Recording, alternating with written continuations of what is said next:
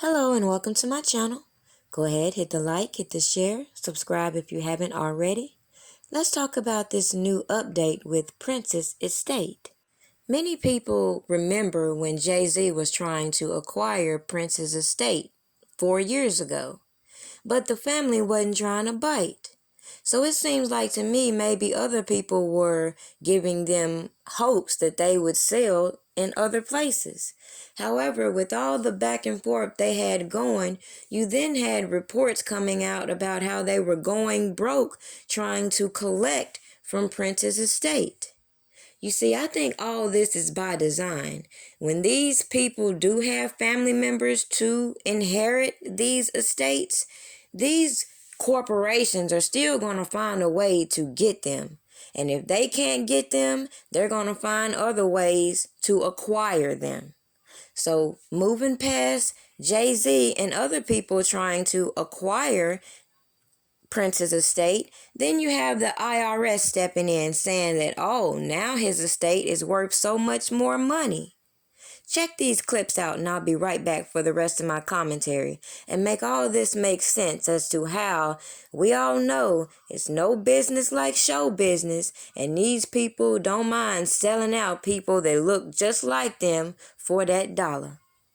He's actually hearing the word no from someone who he's trying to purchase something from, and really, it's the estate of Prince, the late artist, the great legend known as Prince, who passed away this year. His estate, which now controls all of his intellectual property and also all of his physical properties, basically, they have told Jay-Z, nah, nigga, because Jay-Z has tried to buy Prince's unreleased music catalog. Now, check it out. Because after Prince passed away, and this is kind of the kind of odd thing about this whole thing for most people sitting on the outside, including me and you. We all knew that when Prince was alive, he was very particular about his music catalog, not only on release, but definitely release stuff. He changed his name, for God's sake, just to avoid being owned by the labels. And also, pretty much, he never had his music on like YouTube and other platforms for years, because he didn't agree with how they put out music, and it just didn't fit his vision for his music. So he never really did it, okay? However, since he's died, his estate now control all decisions. There wasn't really a will, as they should do, or instructions like, hey, do this with my music after. But pretty much, it was said that they were shopping his unreleased music catalog, so they were shopping it, okay? Also, they did sign a publishing deal for his existing music for a lucrative sum as well. They did sign with Universal. I'm not too sure if Prince would have co-signed that, but that's what happened. Now, when it came to Jay-Z, Jay-Z was just only worried about unreleased music, because perhaps, I don't know, maybe you want to do an album, maybe you want to use some unreleased Prince music, or maybe you want to license unreleased Prince music to other musicians coming up who want to tap into that unreleased music of Prince. Now, here's the thing, because initially it was said that they were asking for about $35 million, and Jay-Z upped the ante and he offered 40. So he went $5 million over what initially reports said they wanted, and basically they have told him, nah, still ain't enough. So that obviously tells me that there's probably a bidding war going on, which means other people have either offered more, or they're probably realizing that, hey, maybe that $35 million was a little bit too low. We could get these niggas to actually offer more, and hey, if you get people to offer, go from 35 to, let's say, 65, what's the problem? Okay, maybe you get it to 100. Now, again, Prince's music, I'm not too sure how much unreleased catalog he has, but I'm guessing it got to be an extensive amount if we're talking about $40 million, because we got to think about the return on the investment. You buy that for $40 million, I mean, is it hot? Number one, of course, I know it's Prince, but in number two, like, is it a lot? Is it stuff that will last the test of time that you could get your money back? Because, again, listen, we all love Prince, but when you're buying people's music catalog after their death, this is literally for money, okay? This is all about a money play, right? You think you could flip it, or you think you, as a musician, could use it to make more money, okay? So, as of now, Prince's estate has rejected Jay-Z's bid for $40 million, even though initially they wanted 35, which tells me there's probably some other player that we're not hearing about who's probably offering 45 or 50. Okay, so Jay-Z got to up that price. Okay, just go up in Beyonce's purse, move the hot sauce, grab the credit card, and pay $60 million and stop fucking around, all right? Now, it don't take a genius to recognize that offending the wrong people in the industry could cost you. Now, with that being said, I'm going to just set that right there and bring you back this clip.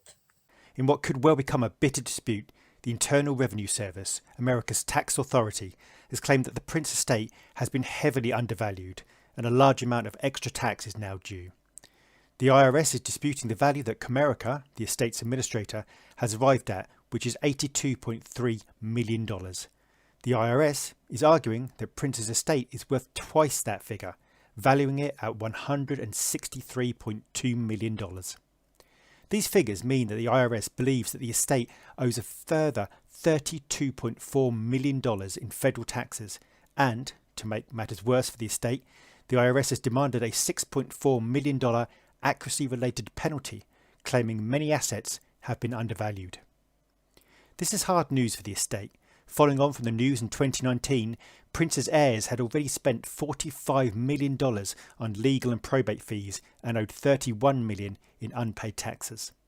It appears that much of the debate centres around various Prince assets, such as his real estate holdings, which were estimated to be $5.7 million too low, specifically in regard to the 185 acres he owned in Galpin Boulevard in Chanhassen. Most interestingly of all in regard to Prince's extraordinary back catalogue of music, it has been argued by the IRS that Prince's NPG Music Publishing is worth $36.9 million and not $21 million, and that the NPG record imprint should be valued at $46.5 million and not the much lower $19.5 the estate had arrived at. Prince's musical composition interests were said to have been undervalued by $11 million and various personal and business properties by $36 million. So, what does all this mean? Well, it means the likelihood of an extended, protracted and expensive legal saga is now sadly much more pronounced. It will soon be 5 years since Prince passed, and the truly breathtaking amounts of legal fees being racked up rumbles on. There seems to be a certain degree of frustration among some of Prince's heirs, and sadly, already, Alfred Jackson, Prince's half-brother, has passed away also. Quoted in AP News, Dennis Patrick from DeWitt LLP notes that valuing a large estate like Prince's is more of an art than a science.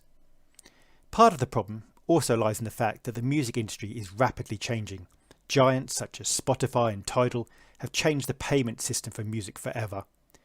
Prince also has a huge back catalogue and, quite frankly, a vault like arguably no other artist ever. The amount of unreleased material is rumoured to be in the many thousands, including albums, concerts, films, videos and much more. And this, for all Prince fans, is the possible silver lining to these events. Ain't y'all tired of seeing these same scenarios played over and over and over and over? These big corporations use these artists, and then when they're not influencing the masses as they are compensated to do, I guess you could say, they got to get them out the way. And then either one or two things happens. Either they mysteriously die or they're put up on all these criminal charges. And even in Prince's death, you had this lady, Sinead O'Connor, coming out making these allegations that never surfaced while this man was alive. We see this cycle of these people keep trying to tarnish the legacies of these individuals. Mind you, they're still trying to profit off of these individuals. So they will make sure that these heirs and these individuals can't profit off their own art. Meanwhile, they're going to figure out a way to maneuver so that they can, whether it's imposing all these taxes way down the line or coming up with these criminal allegations against these artists. Either way, we see the same cycle over and over. And then think about it. How many artists or how many entertainers have you seen be incarcerated because of tax debt? They have people hired to facilitate these jobs to ensure their taxes are paid. Meanwhile, these artists are the ones responsible even if they don't. Yet, people don't peep game to the manipulation and how this is all a setup. Make sure you drop your comments below. What do you think on the fact that even more percentages of Prince's estate has been sold off to another publishing company? Meanwhile, these people are still putting out there, these artists don't have a will, which is strange. And people don't see how these corporations are continuously preying on us.